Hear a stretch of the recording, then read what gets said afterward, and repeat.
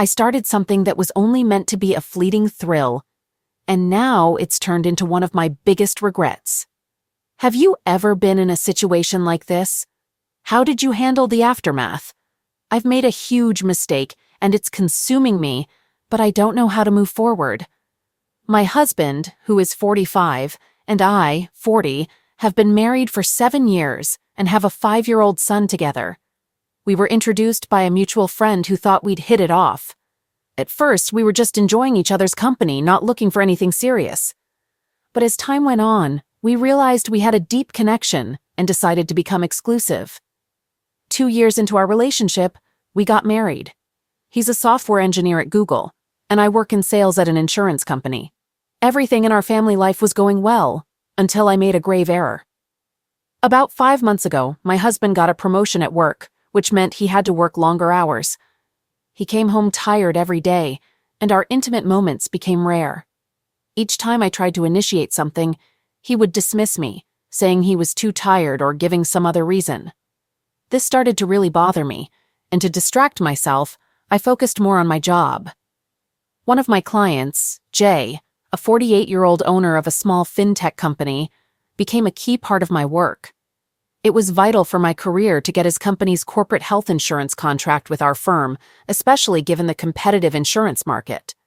My boss told me to do whatever it took to win Jay's business and suggested I be more friendly than formal with him to build trust. So I started to be more relaxed and informal around Jay. I tried not to let my husband's distant behavior get to me, but it wasn't easy. The same pattern continued, and eventually I confronted him, asking if he was no longer attracted to me or if there was someone else. He assured me that wasn't the case and said his work stress was to blame. I believed him and stopped trying to initiate anything in the bedroom. With my son away at summer camp and my husband emotionally distant, I focused heavily on my job. The house felt lonely when I got back from work, a sharp contrast to earlier times of passion and closeness. Our communication had dwindled and we rarely shared intimate moments. Meanwhile, my interactions with Jay were progressing well. He was engaging and good-looking. My job in corporate health insurance involved numerous discussions about procedures and formalities, often over meals with clients like Jay. I tried to strike the right balance between being professional and friendly, but it was challenging. Jay's comments during our meetings sometimes bordered on flirtatious, though he was subtle. I typically brushed these off, assuming he was just being friendly since he was single. During one lunch, I accidentally spilled water on myself and noticed Jay's gaze lingering where it shouldn't. I quickly redirected our talk back to work matters. I knew it wasn't appropriate, but a part of me relished the attention he paid me, a contrast to the neglect I felt at home. My husband's continuous disinterest had left me feeling unwanted and had eroded my self-confidence. Despite my awareness that it was wrong, I found myself appreciating the attention from another man, something I had been missing in my marriage. Through our work, Jay and I developed a friendly rapport. He started asking me out for meals that weren't related to work, and I enjoyed these breaks from the tension at home. I was drawn to Jay, but I hadn't intended for anything more to happen. At home, my husband was mostly secluded in his office, and by the time he got home, I would have finished dinner alone. Our home felt more like a temporary stay for him than a family space. Since I had stopped trying to initiate romance, he didn't either, and it was apparent he wasn't going to make the first move. Looking back, I recognized that I shouldn't have allowed things to escalate with Jay. During one of our lunches, I found myself flirting with him, craving the attention and affection I wasn't getting from my husband. That evening, I did something completely out of character. I went home with Jay. My frustration and feelings of neglect led me to cross a line I had never imagined crossing. I left his place in the middle of the night, feeling confused and unsure. As I got into my car, I noticed I had missed calls from my husband. I hoped he'd be asleep by the time I got back, so that I wouldn't have to explain where I had been. Luckily, he was asleep when I got home, so I silently went to shower. The next morning, he asked about my whereabouts the night before, and I lied, claiming I had a late work meeting. My husband hardly responded to my explanation and simply continued eating his breakfast. I felt guilty about lying, But his lack of interest in me was still painful. It was then that I resolved not to see Jay anymore. As the contract with his company was almost over, I wouldn't need to meet with him much longer. I convinced myself that my indiscretion was a one-time mistake, reminding myself of my responsibilities to my husband and son. Determined to move past this, I threw myself into work, trying to ignore the emotional impact of my husband's aloofness. I ended up spending most evenings at the office, knowing that the warmth and anticipation that used to greet me at home were no longer there. My son was away at camp for another month, and attempts to connect with my husband during the week were met with his preoccupation and lack of engagement. He seemed content with his own activities, at least. Jay didn't reach out to me after our night together, which I had somewhat anticipated. Despite telling myself it was just a one-off incident, I was surprised by his complete lack of communication. Then, unexpectedly, on a Friday as I was leaving the office, I found Jay waiting for me. He approached and hugged me, saying he had missed me. I was taken aback by his sudden appearance and affection, unsure of how to respond. I told Jay that what happened between us was a mistake and couldn't happen again. He looked hurt by my words and clung to me, arguing that it wasn't a mistake and insisting on the undeniable attraction between us. His words made me falter in my resolve that it was just a one-time thing. Overcome by the moment, I kissed him again. We found ourselves getting intimate in his car in the parking lot, an entirely new and exhilarating experience for me. I promised to call him later before driving home. Once home, I went straight to the shower. When my husband returned and went to sleep without even a kiss, I made up my mind to see Jay again. I knew my actions were selfish and wrong, but with Jay, I didn't feel neglected. Even though I was aware of the potential consequences, a part of me wanted to ignore them. That's how my affair with Jay started. Jay knew about my husband and son and was surprisingly fine with our situation. I emphasized the need for discretion and to avoid being seen together. He suggested we could meet up as colleagues or friends, like we had before, and I agreed. Things seemed to go smoothly. My husband barely asked questions, so I didn't have to lie much. He noticed my late returns and occasional unreachability, but my vague replies were enough for him. He never probed further. The fact that my husband wasn't suspicious brought mixed feelings. On one hand, it was a relief, but on the other, it was disheartening because his lack of suspicion seemed to come from indifference rather than trust. Jay and I would meet at his place, or he'd pick me up after work when he could. We shared lunches and dinners, and sometimes we were intimate in his car or in elevators without cameras. The thrill of being with someone in such secretive public spaces was exhilarating, a kind of excitement I hadn't found in my marriage. This affair with a client was more thrilling than I ever imagined. The adrenaline rush from our clandestine meetings added a new dimension to my life. With Jay, I was rediscovering a sense of adventure and excitement that was missing from my relationship with my husband. Despite the excitement, I recognized that I was settling for something that wasn't ideal, but I found enjoyment in it nonetheless. After 2 months, my son returned from summer camp, and I had to readjust my schedule to accommodate his routine. This meant initially spending less time with Jay, but I managed to rearrange things so we could continue seeing each other. My affair with Jay didn't have a clear direction. I was navigating it without a specific plan. When I expressed my uncertainty to Jay, he comforted me by suggesting we just take things one day at a time without thinking too far ahead. His reassurance was a comfort I hadn't received from my husband, who was often preoccupied with work. However, it wasn't just his recent promotion that led to this situation. Even before that, he had always been focused on his job, leaving me to handle most of our home and parenting responsibilities alone. His promotion only intensified these dynamics. He used to carve out time for me on weekends or after dinner, but that had stopped. Once I began my affair with Jay, my husband's lack of attention became less bothersome. With Jay, I found the attention and affection I craved, both emotionally and physically. As time passed, I became increasingly indifferent to my husband's behavior, recognizing that he wasn't truly invested in me. I had been in denial earlier, but now it was glaringly obvious. He never tried to be intimate with me, which, although I no longer wanted it from him, highlighted his lack of interest. The thought of ending our marriage crossed my mind, but I pushed it aside for our son's sake. Despite his failings as a partner, my husband was an attentive father. He made sure our son had everything, including quality time with him. His rare breaks from work were always dedicated to our son, complicating the idea of separating our child from his dad. I couldn't imagine being apart from my son either, so the idea of joint custody was unbearable, with the thought of him shuttling between two homes. I decided to stay in the marriage primarily for our son. My feelings for my husband were fading fast, but my love for my child was what kept me there. For the first time in a long time, I felt genuinely happy. My career was on the rise, my affair with Jay was fulfilling, and home life was stable, considering the situation. My husband remained deeply engrossed in his work, seemingly oblivious to my presence. I doubt he would have noticed if I had disappeared from his life altogether. To balance my time, I started having lunch with Jay, allowing me to go straight home after work to be with my son.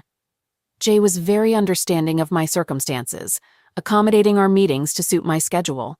His empathy and flexibility were remarkable. I thought everything was under control and going as planned, but I couldn't have been more mistaken. Soon, things took a sudden and dramatic turn, changing everything unexpectedly. On the day everything changed, I was on my way to meet Jay for lunch when my phone fell down the stairs. I decided to get it fixed later as I didn't want to delay seeing Jay. He suggested we go to his place, and since it was Friday, I thought it would be fine to leave work early. So, I went with him. I got home around my usual time, 6 in the evening, but to my shock, my son wasn't there. Instead, I found Beth, our nanny, who we hired to look after him after school until my husband or I got home. Beth told me that my son had a high fever at school and had been taken to the hospital. His teacher had tried to call me several times but couldn't get through. Eventually, my husband got the call and went to the hospital. I was in a panic and immediately headed there. My broken phone was the reason I missed the calls. When I got to the hospital, I saw my husband comforting our son, who was now feeling better and telling stories about school. I joined them, but my husband didn't ask any questions about where I had been. The doctor came to see us and let us know that our son had caught the flu but was now well enough to be discharged. I drove our son home, while my husband said he had to return to his office, having left abruptly to be with our son at the hospital. Once home, I fed our son and tucked him into bed, making a mental note to get my phone fixed the next day. That night, I decided to sleep in my son's room. Around 2 a.m., I woke up to find my husband standing at the doorway, looking at me. I was startled at first, but then I recognized him and felt relieved. I noticed he was still in his work clothes and asked him when he had gotten back. He said he had just arrived and wanted to check on our son before heading to bed. I simply nodded in response. When my husband asked about where I was during the teacher's call, I told him about my broken phone and how that prevented them from reaching me. He seemed doubtful and pointed to my damaged phone on the shelf, indicating he knew I hadn't been at work. He said he had called my office, where they informed him I had left for lunch and never came back. His call to my office wasn't unexpected, but with my focus on my son, I hadn't thought about how to explain my absence. I quickly said I had been in a late meeting, but his face didn't give away whether he believed me or not. I just hoped he did, and continued caring for our son. The next day I decided to stay home with my son and also needed to address my phone issue. While Beth cared for my son, I went out to buy a new phone as fixing the old one would take too long. My first call on the new phone was to Jay, where I explained everything. He was as supportive and understanding as always.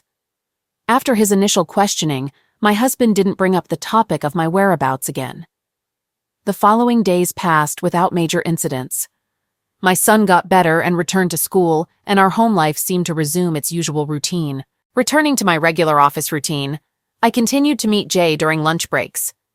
But one Friday, to my surprise, I found my husband at home before me, something that hadn't happened in a long time. I greeted him cheerfully and was about to take a shower when he stopped me to ask about my lunch break activities. I was puzzled about how he knew I had been out. He told me he had been to my office to get my signature for some bank documents. I repeated the same excuse I had given him previously, and he seemed to accept it. However, before letting me go, he softly mentioned that he trusted me. Those words hit me hard. I was having an affair, yet he trusted me. The guilt was overwhelming, and I couldn't help crying in the shower. Reflecting on it, I realized that while he may not have been the perfect husband, I hadn't been a faithful wife either. His trust in me felt so wrong. Knowing that I was betraying him, I knew I couldn't continue living a lie. I had two choices: confess everything to my husband and end things with Jay, or break off my affair with Jay without telling my husband. The decision was incredibly hard, and just thinking about losing either of them brought me to tears. Jay was a genuinely kind person who had been good to me, but I knew we had no future together. Leaving my husband and son wasn't an option I was willing to consider. I decided that the right thing to do was to end my relationship with Jay. I planned to see him one more time after the weekend to break it off, unaware that time was not on my side. On Saturday, I planned to spend the day at home with my son. My husband's plans were unclear, as he rarely shared much with me since his promotion, often absorbed in work even on weekends. To my surprise, he stayed home that day instead of going to the office. His presence was unexpected, especially since he had come home early the day before. This change in his routine raised a suspicion in me, but I tried to brush it off, thinking it was just my guilt and fear of being caught. When our son left for the park with Beth, my husband and I were left alone in the living room. In a calm manner, he told me we needed to have a conversation. His calm and neutral demeanor led me to think he was unaware of my affair with Jay, but I was completely wrong. My husband had known about us. He described his growing suspicions as I began coming home late and how they were confirmed after our son's hospitalization. He recounted how he had seen me with Jay during his visits to my office at lunchtime, even showing me pictures he had taken of Jay and me together, including ones of us kissing passionately. With such undeniable evidence in front of me, I had no choice but to confess. He listened as I explained everything from the start, how the affair began after he got his promotion and started neglecting our relationship. I shared my feelings and how Jay had filled the void of being desired and cherished. Throughout my confession, he kept his expression neutral. When I told him about my plan to end the affair on Monday, he didn't seem to believe me. He chuckled, pointing out that there was no need for lies now, as he already knew everything. I was relieved by his direct approach, yet he made it clear that he couldn't trust anything I said anymore. He explained that he had been working hard at his job to provide for us, including making plans for an upcoming international trip. He reminded me that he might not have been the perfect husband, but he had always been faithful. His words struck a chord and I felt tears well up. He mentioned that he had planned to confront me the previous day, but had given me a chance to come clean when he expressed his trust in me. He had hoped for a different reaction, and I realized just how much I had let him down. After leaving me alone in the living room to process everything, he returned with a glass of water and an envelope. I immediately knew what was inside: divorce papers. He had prepared them after seeing me with Jay in the parking lot. I was taken aback and hesitantly took the envelope from him. As I feared, the papers were for divorce, and he was seeking full custody of our son. I protested, but he argued it was for the best interest of our child. I couldn't agree to sign them under those terms. However, he warned that if I didn't, he would tell our son about my affair, leading him to possibly resent me. I was shocked that my husband would use such a tactic, threatening to tell our young son about the affair. At only 5 years old, such information would be devastating for him. I realized my husband was determined to get what he wanted, even if it meant leveraging our son in the process. My affair had already caused harm, and the thought of our son resenting me was unbearable, so I begged my husband not to follow through with his threat. However, my tearful pleas didn't sway him. He was adamant about his decision and gave me just 2 days to sign the divorce papers. He also insisted that I end things with Jay immediately, threatening to show our son the pictures of Jay and me together if I didn't comply. Unsure if he would really do it, I couldn't take the risk of exposing our son to such distressing images. My priority was to ensure a stable and healthy future for him. Left alone in the living room, I called Jay and ended our relationship. Jay understood that my son had to come first, and he didn't argue. He wished me well and even offered help if I ever needed it. Despite everything, I felt grateful to him for his understanding and kindness in this difficult moment. I reached out to my lawyer to discuss the custody terms in the divorce papers. He advised me that I could refuse those terms and fight for full custody of my son. However, I couldn't tell him about the blackmail from my husband involving my affair. Our call ended soon after. I felt cornered, facing no favorable choices. Whichever path I chose, it seemed I would lose my son. If I didn't sign the papers, my affair would be exposed, potentially causing my son to resent me forever. Or I could sign them and let him stay with his father, sparing him from the harsh truth. I opted for the latter, signing the papers. I could handle being apart from my son, but the idea of him hating me was unbearable. I hoped he would keep some good memories of me. My husband seemed content once I signed the divorce papers. He gave me a week to explain to our son why I would be leaving. It felt like he was using this situation to punish me. Although I knew I had to face the repercussions of my actions, I never imagined it would result in losing my son.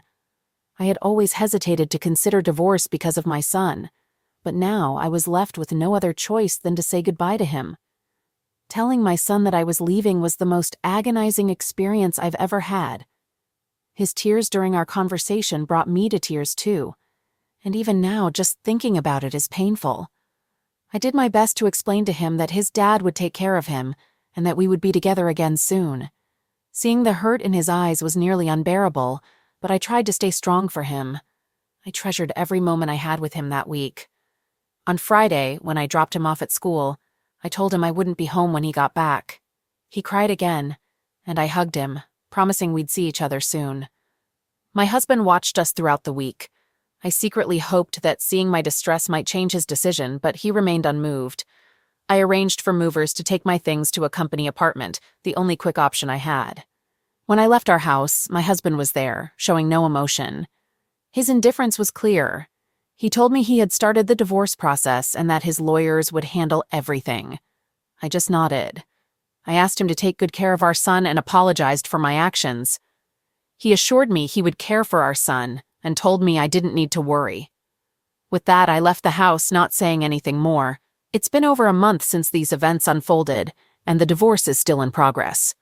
The attorneys have assured us that it should be resolved quickly since it's uncontested. I've moved into an apartment provided by my company, not having the energy to look for another place. My ex-husband has allowed me to talk to our son 3 times.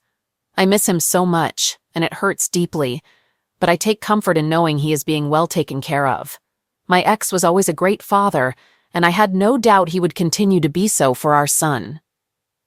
My son mentioned that his dad now comes home early and spends a lot of time with him. This is bittersweet for me. I can't help but think that if these changes had happened while I was still there, maybe things would have turned out differently. While I know my affair was my own doing, it still hurts to realize that he couldn't make such efforts when I was a part of their lives. Focusing on my work has become my primary goal, as it's the only significant activity filling my days now. Since our final conversation at my home, I haven't reached out to Jay, and he hasn't tried to contact me either, which I am thankful for. In light of being separated from my son, I doubt I could have continued anything with Jay anyway. The regret of having had an affair is a constant weight on my heart. I often wish I hadn't acted on impulse and started a relationship with him. If I'd shown more patience and not betrayed my husband, I might still be living with my son. Perhaps over time, my husband might have given more attention to our relationship. I regret not waiting and giving in to infidelity. Update. 2 months have passed since I left our family home, and our divorce is now officially finalized.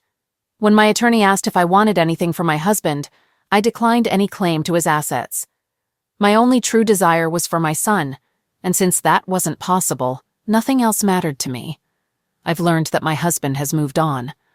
My son mentioned seeing Beth, our nanny, coming out of my ex-husband's room one morning, which was a shock to me. Beth is in her early 30s. The ease with which my husband seemed to have moved on made me wonder, but then I realized I had no right to judge, considering my own actions contributed to the end of our marriage. Still, it hurt. I reassured my son, suggesting maybe Beth had just gone there to fetch something.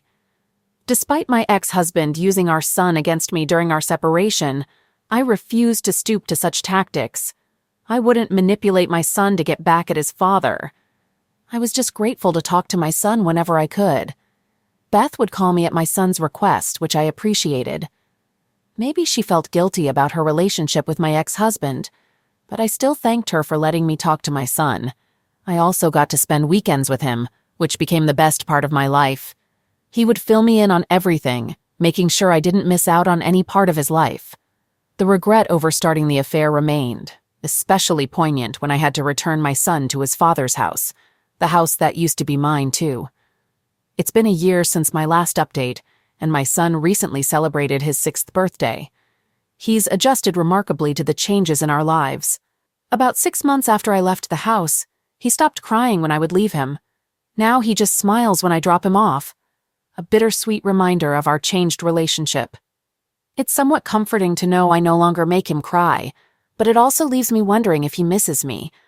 In other news, my ex-husband is now engaged to Beth, our former nanny. They plan to get married in 6 months.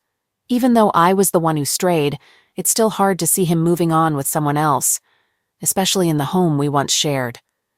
I found out about their engagement during one of my visits to drop off my son. I saw them sharing an intimate kiss, something I hadn't experienced with him in a long time. My arrival interrupted them. Beth seemed embarrassed, but my ex appeared almost pleased that I had seen their display of affection. The engagement ring on Beth's finger was unmistakable. My ex-husband took that opportunity to inform me about their engagement and upcoming wedding. I managed to smile, but his expression seemed to relish the discomfort he thought I felt. They resumed their embrace, and I couldn't help but feel that he was using this moment to get back at me for my infidelity. After kissing my son goodbye, I left. I want to thank everyone who offered support and empathy without judgment. While I may not know you personally, your kindness has been a significant source of comfort during this challenging time.